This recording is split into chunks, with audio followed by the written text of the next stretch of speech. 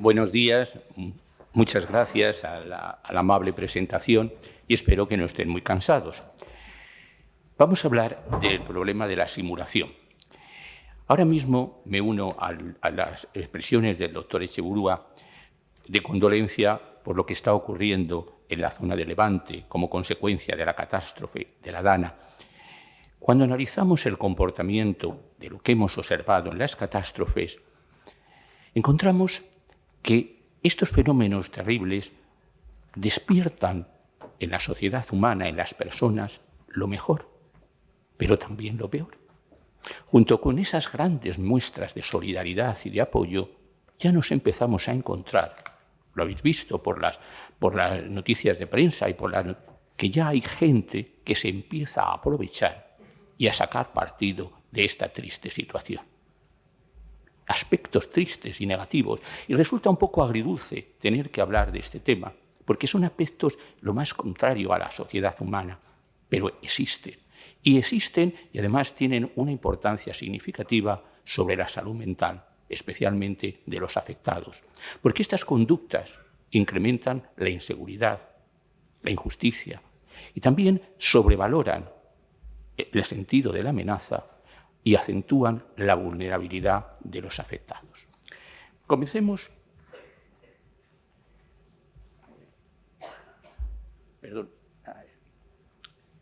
con un poquito de historia. ¿Qué es lo que nos aportan la experiencia de los que nos han sucedido? Pues verán ustedes, la simulación ya está presente en la historia y en la cultura de los pueblos.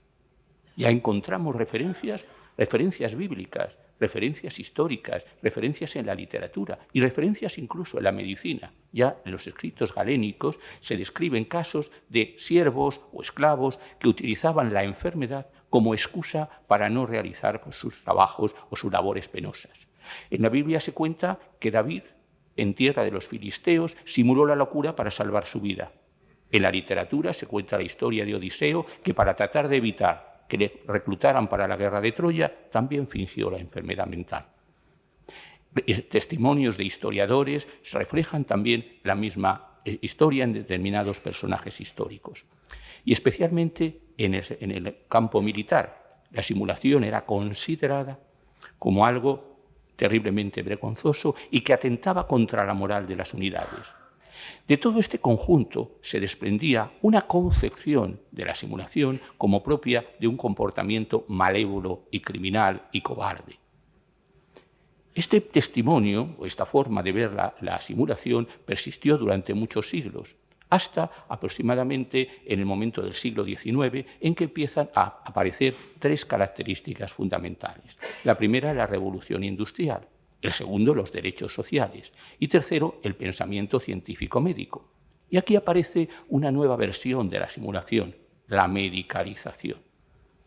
Aquí empiezan a descubrirse el trauma y las consecuencias de ese trauma determinan una serie de víctimas de accidentes de ferrocarril, de accidentes laborales, de accidentes o consecuencias que sufren los soldados en la guerra, y aparecen las llamadas neurosis traumáticas, que quiere decir una serie de alteraciones funcionales provocadas por el acontecimiento traumático.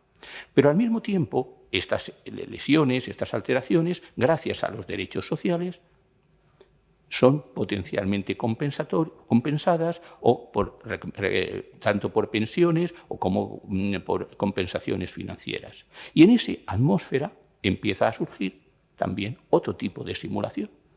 El que simula para obtener esos determinados beneficios.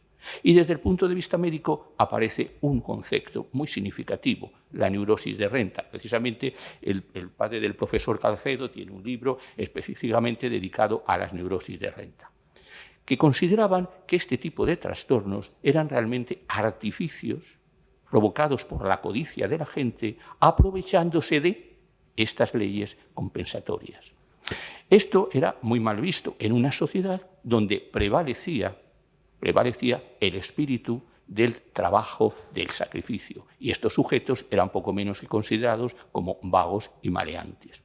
Este concepto, esta concepción, predominó durante mucho tiempo. Yo, prácticamente, hombre, soy un poco mayor, pero en mis tiempos jóvenes era la idea preferente o el modelo preferente con el cual se trabajaba en el campo de la psicología militar y también en la psicología legal. Todo ello cambia hacia la década de los 70 con una nueva perspectiva, con una nueva concepción del trauma. Aparece la presión de los grupos de víctimas. Es una apreciación fundamentalmente desde el punto de vista o de la perspectiva psicosocial. Las agrupaciones de víctimas reclaman su reconocimiento, su reparación y su tratamiento, su recuperación. Y para ello, tratando un poco de superar todos estos prejuicios anteriores, aparece esa categoría que todos conocemos de trastorno de estrés postraumático que aparece en la tercera edición del manual en 1980.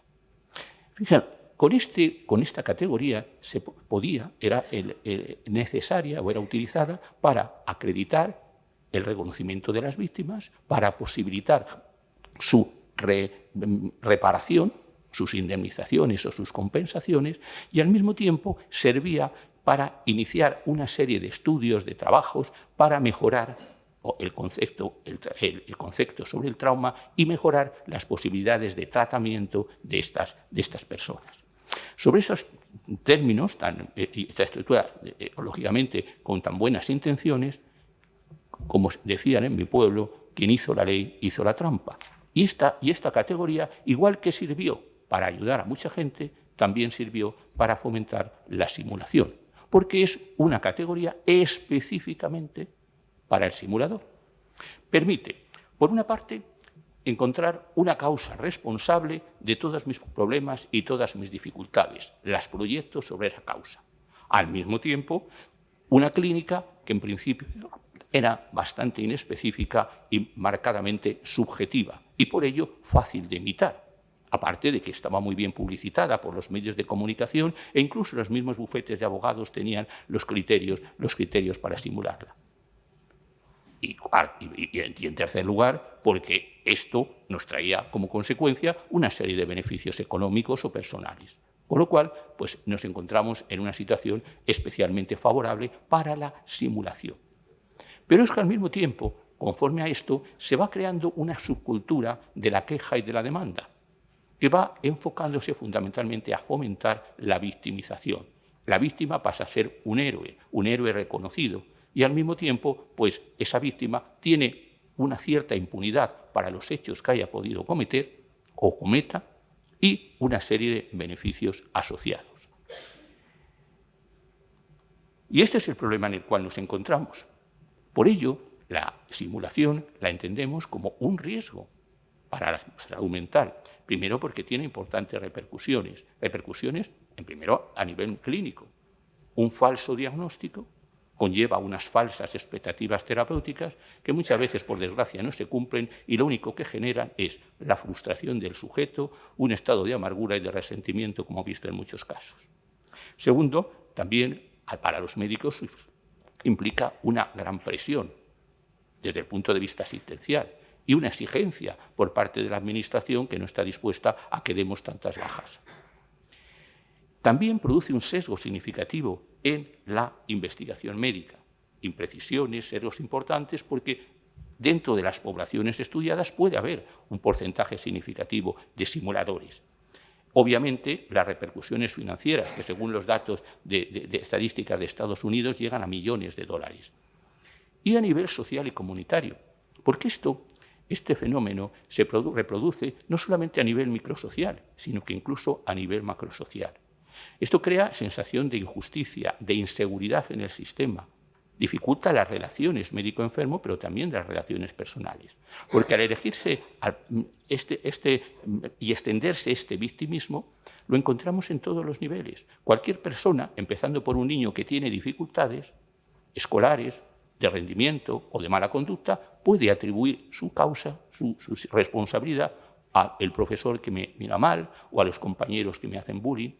Vamos a nivel del trabajo y también nos permite que echemos la culpa de nuestras dificultades y nuestros problemas a los compañeros, a los jefes, a los subordinados. Pero podemos subir a la familia, o podemos subir a las relaciones de pareja. Uno echa la culpa al otro, el otro echa la culpa al otro. O podemos subir a los niveles políticos y sociales. Un grupo echa la culpa al otro y así sucesivamente. Es una forma de librarme de mi responsabilidad atribuyendo la culpa a los demás. Y esto se genera una serie de victimismo. Piensen ustedes o reflexionen sobre gran parte de las ideologías están basadas sobre presupuestos victimistas. Esos presupuestos victimistas les legitiman para exigir unos derechos, exigir unas... E incluso, fíjense ustedes que podemos llegar a graves conflictos sociales e incluso a guerras. Como yo soy víctima, tengo derecho a hacer barbaridades. Esto es una repercusión significativa. Bien, dejémonos de estas que parecen profecías malvadas y vamos a hablar un poquito de también qué es la incidencia, que es la pregunta que nos podríamos hacer. Bueno, ¿hay mucha incidencia? ¿Hay muchos casos de...? Pues no los puedo decir. No puedo decir cuántos casos hay porque no hay estudios reglados. Solamente estimaciones. Porque en este fenómeno de la simulación ocurre como los fenómenos epidemiológicos que llamamos tipo iceberg. Hay una parte que es manifiesta, muy clara, la que se detectan fundamentalmente en la actividad pericial. Los peritos generalmente son los que detectan mejor la simulación. Se calcula que es entre un 20 y un 30% de las demandas, incluidas de la administración y demás, pero aproximada. Esto es lo que se ve. Pero existe una muerte mucho más grande que permanece oculta, sobre otras formas de simulación. Primero, aquellos casos que no se detectan, obviamente, pero otras formas de simulación, como por ejemplo la simulación parcial, o también llamada sobresimulación. Aquí lo que ocurre es que se exageran síntomas. Pacientes, sujetos que tienen sus enfermedades, sus lesiones o lo que sea, pero las sobrevaloran, las exageran en demasía, pues para obtener determinados beneficios, empezando por mayor atención médica.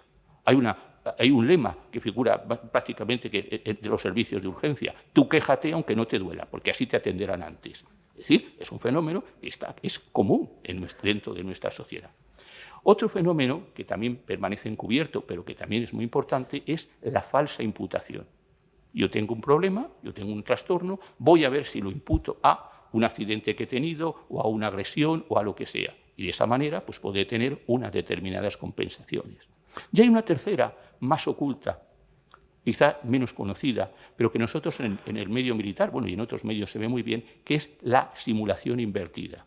Es decir, lo que se llamaría la disimulación, la ocultación de patología postraumática, puede ser, para conseguir, pues para evitar que seas marginado porque te da vergüenza decirlo, o sobre todo para no perder mi puesto, mi empleo, o para no perder las posibilidades de ascender, cosa que también ocurre.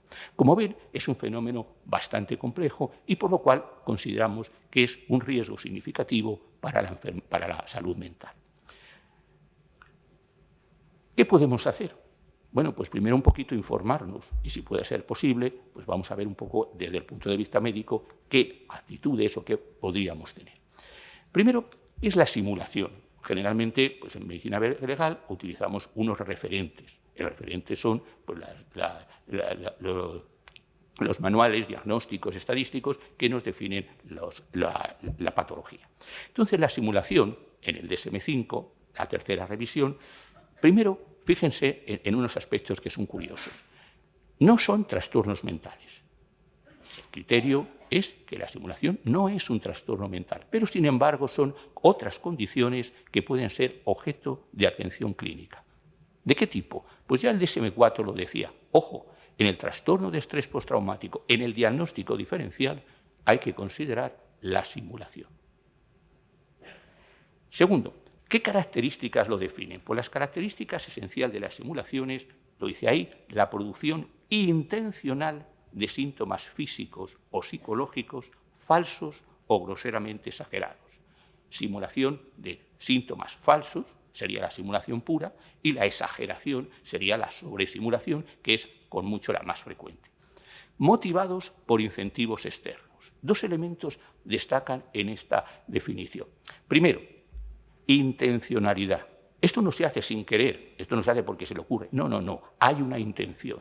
Y en toda intención subyace 4 elementos fenomenológicos. En primer lugar, un deseo deseo de obtener un beneficio, una compensación. Segundo, una creencia, la creencia de que tengo derecho a obtenerlo. Tercero, una conciencia. Soy consciente de lo que hago, incluso elaboro un plan y valoro los costes y los beneficios. Y cuarto, una habilidad para desarrollarlo. Y les aseguro que hay gente que son extremadamente hábiles. Siguiente, beneficios externos o incentivos externos. Ahí pone una serie de ejemplos económicos, personales, forenses o eludir responsabilidades, como aspectos muy manifiestos para detectar la simulación. Y plantea una serie de criterios orientativos. El primero de ellos de contextos. Es más frecuente o se detecta más en el contexto médico-legal de la presentación. Y luego después hay, en cuanto a las formas de presentarnos, pues hay una marcada discrepancia entre las referencias subjetivas, lo que cuenta el sujeto, y los datos objetivos. Y una tercera, estos sujetos suelen poner bastantes objeciones, falta de cooperación en la evaluación tanto diagnóstica como en el seguimiento terapéutico. A mí me contaba un paciente, además con toda frialdad, me decía: hombre, doctor, ¿no pensará usted que encima de lo que estoy sufriendo voy a ir a un psiquiatra? No sea que me ponga un tratamiento. Es decir, hay una reacción a seguir cualquier forma de tratamiento, de seguir medicaciones, orientaciones, lo que sea. Y cuarto, un criterio de diagnóstico. Es más frecuente en personas con trastorno antisocial de personalidad. Y dicho esto, nos encontramos que, ¿por qué? Otra pregunta que nos hacemos, bueno, ¿y qué lleva a la gente a simular? ¿Por qué la gente simula? Tres modelos que tienen relación con aquello que hemos puesto hace un momento, con la introducción histórica. Tres modelos que Roger, partiendo de las referencias bibliográficas y partiendo de la observación y del análisis factorial, identifica. El primer modelo es la simulación propia de un comportamiento criminal. Es el modelo criminológico, el de los antiguos. Es manifestación de una conducta marcadamente antisocial de sujetos para evitar sanciones o para conseguir recompensas inmerecidas, utiliza la simulación. Ahí identifica un factor significativo en estos sujetos. Son sujetos con una conducta arrogante, con una conducta engañosa, que tienen experiencias afectivas indeficientes y que son impulsivos e irresponsables. Y esto es uno de los factores que pueden condicionar la simulación. Personas narcisistas, personas antisociales, personas que mienten más que hablan y que utilizan el engaño pues, como una práctica habitual para conseguir sus fines. El segundo es el que viene dado un poco desde la perspectiva médica, el modelo patogenético. Los médicos pues, intentamos de comprender estas conductas y estos comportamientos y pensamos que a veces ocurre que la simulación encubre una patología psiquiátrica o una serie de dificultades serias. Por ejemplo, son los casos que hemos hablado de la disimulación. Es una forma de simulación encubierta o de simulación invertida para tratar de ocultar una patología evidente. Pero también la simulación pues, puede estar en la base de otro tipo de alteraciones. Y se piensa, desde la perspectiva psicoanalítica, que es el modelo, que un sujeto, cuando está simulando mucho, acaba convirtiéndose en un verdadero enfermo. Decía Bleuler que se necesita ser enfermo para simular. El mecanismo es simple. La simulación se considera como una estrategia de afrontamiento para afrontar las dificultades. Y cuando esta estrategia de afrontamiento se establece como muy rígida y se acentúa muchísimo ante las dificultades, se va incrementando, se va apareciendo un deterioro progresivo del sujeto y estos síntomas que al principio se fingían de forma involuntaria pasan a fingirse de forma, voluntaria, pasan a fingirse ya de forma involuntaria. El enfermo se acaba convenciendo, el simulador se acaba convenciendo de que es un verdadero enfermo. Entre estas dos posturas aparece lo más frecuente. Lo más frecuente es el modelo adaptativo. Hay que, como dicen, de niño y de loco todos tenemos un poco, pues en general la adaptación puede ser una forma de adaptación a circunstancias extremas o dificultades de la vida. En el caso de algunos extremos, pues para salvar la vida antes de que eso, pues me hago el loco a ver si con eso paso desapercibido. El niño llora para llamar la atención de los cuidadores y nosotros pues a veces nos quejamos mucho en el servicio de urgencia para que nos atiendan cuanto antes. Ahí está, entonces, establecer los límites entre lo que es tolerable y lo que es, francamente, fraudulento. Dos factores se identifican aquí: el análisis entre los costos y los beneficios y también ver o valorar las condiciones tan terribles que está viviendo esta persona y que a lo mejor la simulación es la única forma de salir de ese problema. Cuando oíamos los testimonios de los afectados por la catástrofe, algunos de ellos me llamó mucho la atención que se quejaba: es que no tenemos médicos para que nos den la baja para no tener que ir al trabajo y poderme dedicar a esto. Es decir, utilizar la baja médica para solucionar problemas administrativos, problemas laborales, problemas familiares, etcétera, etcétera, etcétera. ¿Y cuántas veces pues, nos hemos encontrado en esta tesitura? ¿Por qué? Pues porque es más fácil conseguir eso y convencer al médico de que nos ayude que otro tipo de medidas. Y eso es inmediato, y las otras medidas pues cuesta bastante a veces conseguirlas. Muchas veces hemos tenido muchas demandas sobre problemas administrativos y demás que se pretenden psiquiatrizar para dar una salida que por lo menos pueda solucionar el problema. Bien, ¿y qué podemos hacer? ¿Cómo podemos evaluar la simulación? Es muy complejo, es muy difícil. No existe un método perfecto para detectar la simulación. Solamente hay dos posibilidades: que el sujeto confiese o que le pillamos en un renuncio. Si no, es bastante difícil.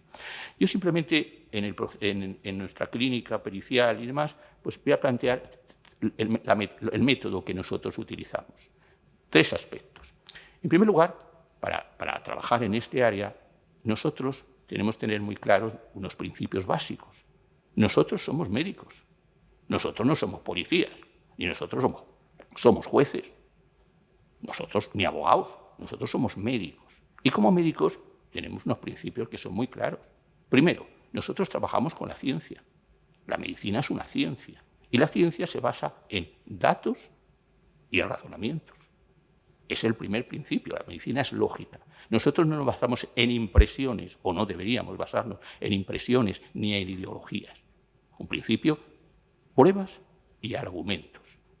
Ahí se basan nuestros informes y nuestros criterios. Segundo, nosotros también tenemos que responder a unos principios éticos propios de nuestra deontología, de nuestra profesión. Nosotros no estamos para dar gusto a nadie. Tenemos que hacer lo que tenemos que hacer. Principios básicos: no hacer daño al enfermo. Nosotros no tenemos que hacer daño a nadie y respetar su autonomía y su libertad. Y tercero, otro aspecto que también tendremos que cuidar, que es la estética. No solamente hay que ser, sino además parecer. Nuestro comportamiento, por mucho, ya decía Krasevin y algún autor antiguo, que los pacientes, los sujetos simuladores, para trabajar con ellos se necesita mucha paciencia. No podemos faltarles el respeto a la dignidad de la persona, por muy mal que nos pueda resultar y por muy mal que nos pueda caer. Respetar es fundamental. Y una actitud comprensiva o empática nos da mucho más resultados que concretamente todo lo contrario. Basados en estos principios, hay una serie de objetivos muy claros para detectar la simulación, que he tratado de representar en 5 como los 5 dedos de una mano, para que lo podamos recordar. Primero, acreditar el acontecimiento traumático. Por supuesto, que el sujeto ha sido expuesto a un acontecimiento traumático. Bueno, esto parecería como de cajón de madera de pino, pero sin embargo, hay muchas veces que se hacen los informes que hemos recibido simplemente con los testimonios del sujeto, sin comprobar la veracidad de los hechos, sin datos. Y a veces hemos tenido que contestar diciendo: si es cierto lo que nos dice el sujeto, porque no tenemos otras fuentes de comparación, posiblemente pueda tener un trastorno de estrés postraumático. Segundo, evaluar la clínica postraumática, es evidente. Tercero, tendríamos que valorar el daño psíquico que esta clínica ha repercutido y que ha producido la la consecuencia de la clínica postraumática. Ahora lo veremos. Cuarto, establecer la relación causa-efecto entre el acontecimiento y la clínica, porque puede deberse a otros factores. Y quinto, y lo he dejado para el final, para evitar prejuicios desde el principio, ver cuáles son los beneficios, cuáles son los incentivos que tiene el simulador para realizar el hecho. Y esto lo hacemos con un procedimiento, el método o el camino, que es el procedimiento clínico, pero con algunos matices. Primero, lo más importante, el estudio de la documentación, el estudio o la obtención de datos colaterales sobre el acontecimiento y sobre los antecedentes previos del sujeto. Decía el profesor Calcedo que con los cestos serán más o menos buenos según los mimbres que tengamos, o la casa se construirá mejor según los ladrillos que tengamos. Cuantos más ladrillos y cuanto más mimbres, mejor será el cesto. Cuanto menos información tengamos, peor será nuestro informe. Segundo, la entrevista o entrevistas. En las entrevistas, generalmente, es necesario que sean, o se recomienda que sean abiertas.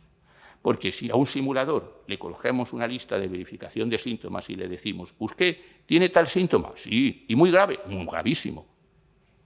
Hay que dejarle preguntas abiertas para que él exprese su sintomatología y él exprese su narrativa, tanto del acontecimiento como de su experiencia traumática. Segundo, como he dicho antes, empática. La empatía es básica porque consigue obtener mucho más datos. Y tercero, que sea lo más objetiva posible. ¿Duerme mal? Bueno, ¿cuántas horas duerme? ¿A qué hora se acuesta? Es decir, tratar de objetivar en lo posible la sintomatología que refiere el enfermo. Junto al mismo tiempo se hace el examen del estado mental, que en el simulador es importante aquella exploración neurocognitiva que puede ver las tareas de la atención o las tareas de la memoria, que pueden ser más significativas y más difíciles de simular. Yo recomiendo grabar la primera entrevista para poder analizarla y estudiarla después, al mismo tiempo que el contenido, la forma, es decir, el comportamiento del sujeto durante la misma, y esa información de la conducta no verbal que generalmente puede dar muchos datos. Y luego, además, al mismo tiempo, esto permite compartirla con otros compañeros. En una segunda entrevista se le puede trabajar sobre aquellas contradicciones o aquellos problemas que hayamos visto. Junto a ello, las exploraciones complementarias. Con la entrevista sola no suele bastar y las exploraciones complementarias, sobre todo las psicométricas, el 16, como después lo comentamos, pueden servirnos de ayuda para detectar la simulación y en algunos casos incluso pruebas psicofisiológicas. Con todo eso elaboramos unas conclusiones, argumentamos los datos que hemos tenido y llegamos a las conclusiones clínicas o a las conclusiones periciales. Sobre el acontecimiento que podemos obtener por los datos. Sí, gracias. Muy simple. Hay que distinguir el carácter objetivo, los datos objetivos, que es un hecho concreto, tangible, real y objetivo, que tiene un tipo, que tiene una gravedad, y los aspectos subjetivos. Aquí es muy importante revisar la información. Ahí tienen dos trabajos, dos libros, que surgieron a raíz del Vietnam.